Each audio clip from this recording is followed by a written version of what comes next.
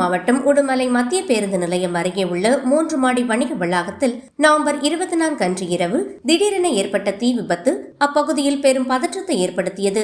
வணிக வளாகத்தின் முதல் மாடியில் செயல்பட்டு வந்த துணிக்கடை அன்று வழக்கம் போல் வியாபாரம் முடித்து பூட்டப்பட்டிருந்தது. இந்த நிலையில் திடீரென பயங்கர சத்தத்துடன் புகை எழுந்து சில நொடிகளில் முழுக்க கடையும் தீக்கிரையாகிவிட்டது. அப்போது அங்கிருந்த ஊழியர்கள் அதிர்ச்சியடைந்து வெளியே பாய்ந்து தப்பி ஓடினர். தீ மளமளவென பரவிய நிலையில் உடுமலை தீயணைப்பு நிலையத்திலிருந்து 2 வாகனங்களில் தீயணைப்பு வீரர்கள் விரைந்து வந்து சுமார் 1 மணி நேரம் போராடி தீயை கட்டுப்படுத்தினர். அருகிலுள்ள கடைக்குள் தீ பரவாமல் தடுக்கவும் வீரர்கள் தீவிர முயற்சி மேற்கொண்டனர். தீயில் துணிக்கடையிலிருந்து சுமார் 10 லட்சம் மதிப்பிலான புதிய துணிகள், ஸ்டாக்குகள் மற்றும் பிற பொருட்கள் முழுவதும் எரிந்து சாம்பலானது. ஆரம்ப கட்ட காவல்துறை விசாரணையில் மின்கசிவு காரணமாகவே தீ விபத்து ஏற்பட்டிருக்கலாம் என கூறப்பட்டுள்ளது. இந்த சம்பவம் உடுமலை பேருந்து நிலையம் மற்றும் சுற்றுப்புற பகுதிகளில் பெரும் பரபரப்பை ஏற்படுத்தியுள்ளது.